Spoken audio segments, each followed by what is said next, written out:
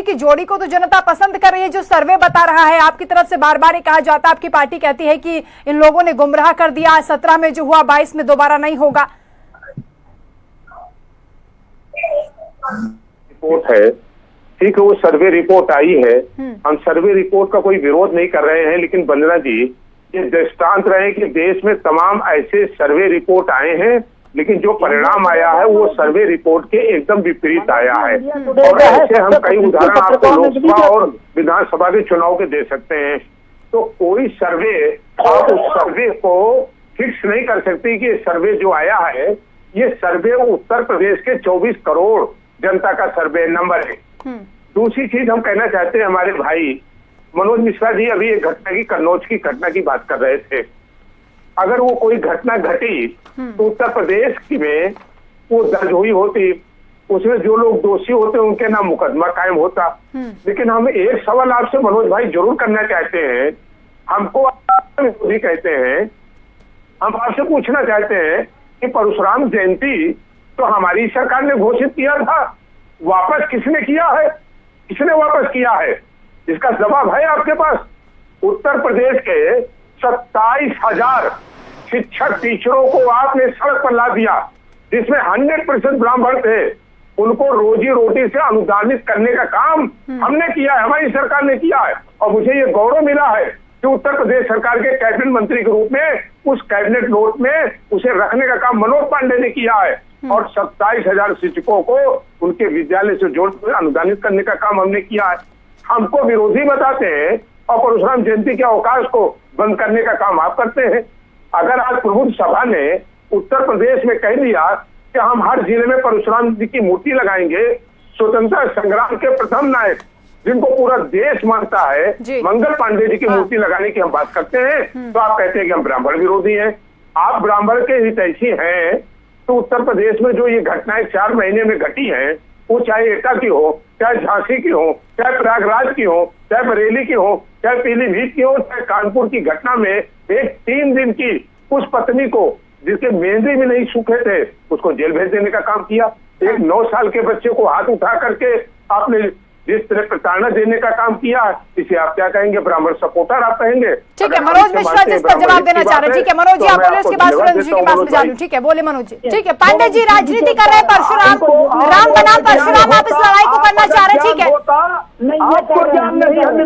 पांडे जी, इस पर जवाब दीजिए आप। ठीक है मनोज जी, आप रुक जाइए।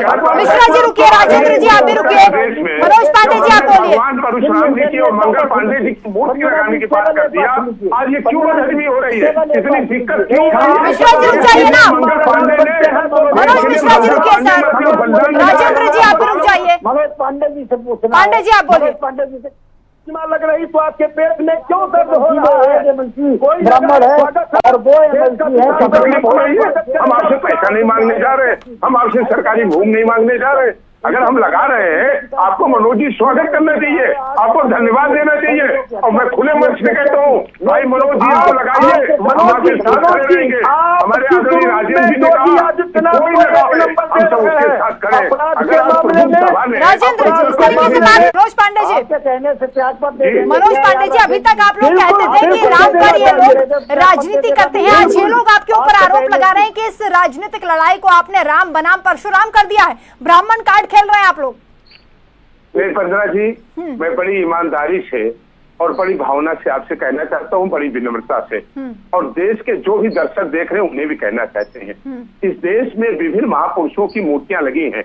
ये वो देश है जिसकी संस्कृत और सभ्यता के कारण ये देश जाना जाता है। ये देश कभी कमजोर हुआ जब इसकी संस्कृत कमजोर हुई। आज अगर उस संस्कृत को हम जिंदा करना चाहते हैं, उसे आगे बढ़ाना चाहते हैं, और अपने सामूहिक प्रयास से हम सब लोग, अगर आज हम महर्षि भगवान परशुराम की मूर्ति लगा रहे हैं, प्रबुद्ध सभा ने घोषणा किया है और प्रबुद्ध सभा ने समाजवादी पार्टी के नेता से भी हमने प्रार्थना किया है कि हमारे इस आग्रह को स्वीकार करिए।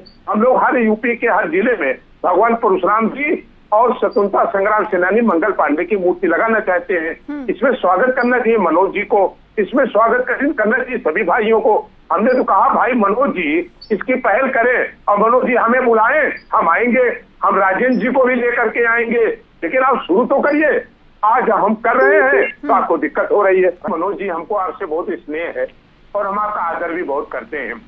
लेकिन मनोज जी, ये सवाल आपसे ही खड़ा होगा कि एक बहन ऐसी जिसका कोई दोष नहीं था, मेहंदी भी उसकी छूटी नहीं थी, आपने उसे जेल भेज देने का काम किया है। एक 11 साल के अंकुर बच्चे को कानपुर की बिकरू घटना में इंसाफ मांग रहा है। कांच पे खड़ा करके आपने क्या मैसेज देने का काम किया है। एटा की 5 हत्याएं आपसे इंसाफ मांग रही हैं, और प्रयागराज की 5 घटनाएं, 5 लोग मृतक ब्राह्मण परिवार के आपसे इंसाफ मांग रहे हैं, और बरेली और सीतापुर और पीलीभीत के लोग भी आपसे इंसाफ मांग रहे हैं। अगर आप उन्हें इंसाफ दिलाने की गारंटी देते हैं, अगर इसी मंच से आप ये कहें कि उन्हें इंसाफ दिला देंगे, हम आपको धन्यवाद देंगे। ठीक है मनोज मिश्रा जी, इन्हीं सवालों से आप भाग रहे थे, राजेंद्र जी ने भी यही सवाल उठाए थे, अब आप जवाब दीजिए इस पर। पांडे जी अभी रुकिए सर, आप 1 मिनट लेंगे। आज मैं कहना चाहता हूँ, हाँ। मनोज जी ने कहा, आज हम सवाल करेंगे मनोज जी से, मानसरोवर यात्रा किसने शुरू किया? क्या अखिलेश जी ने नहीं शुरू किया? सवर्ण यात्रा किसने शुरू किया? क्या अखिलेश जी ने नहीं शुरू किया? बीएचयू में पूरे देश के संस्कृत विद्यालयों का सम्मान किसने करने का काम किया? मुलायम सिंह यादव ने किया। ठीक है पांडे जी, ठीक है सर, अब जो सवाल उठाए उनका जवाब तो ले लीजिए।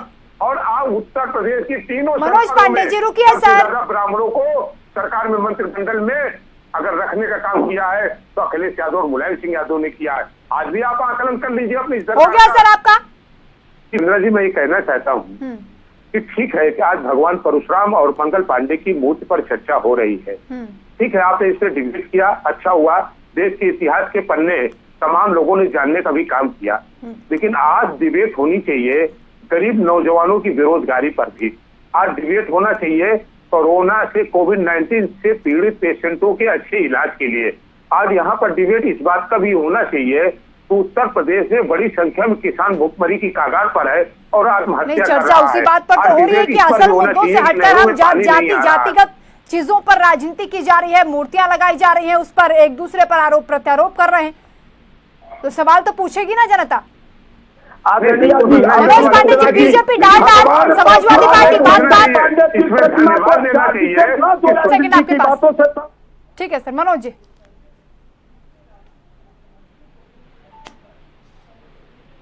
संस्कृति और सभ्यता की एक अपार भंडार पर खुद लेकर के चला है। हमारे देश में ऐसे महापुरुषों को सदैव सम्मान दिया गया है, उनको याद किया गया है कि आने वाली हमारी जो पीढ़ियां हैं उनके बलिदान और त्याग और के बारे में जान सकें।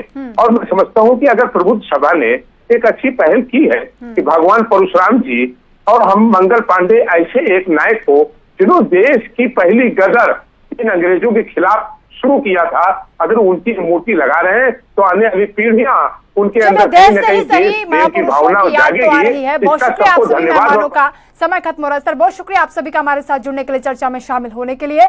अब विपक्ष जनता का मन कैसे जीतेगा, क्या रणनीति होगी, क्योंकि एक तरफ बीजेपी ये कह रही है कि हम सबका साथ सबका विकास की बात करें, लेकिन विपक्ष तमाम अपराधों की जो बाढ़ आ रही है उसका जिक्र कर रहा है, साथ ही साथ बीजेपी पर आरोप लगा रहा है कि कथनी करनी में भेद है। ये तो आने वाला वक्त ही बताएगा कि 22 में जनता किसके नाम पर मुहर लगाएगी। फिलहाल चर्चा में इतना ही। आप सभी का बहुत बहुत शुक्रिया। नमस्कार।